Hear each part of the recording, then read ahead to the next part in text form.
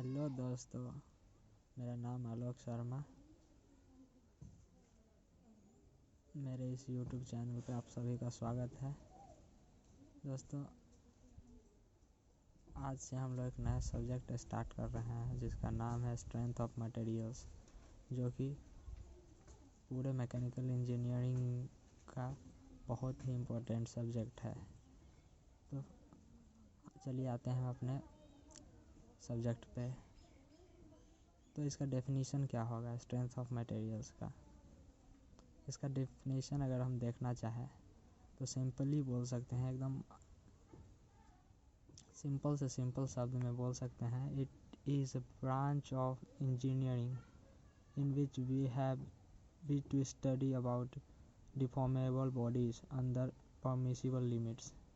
मतलब कि हमारे पास कोई बॉडी है, हमारे पास कोई इंजीनियरिंग मटेरियल है और उस पर लोड लग रहा है।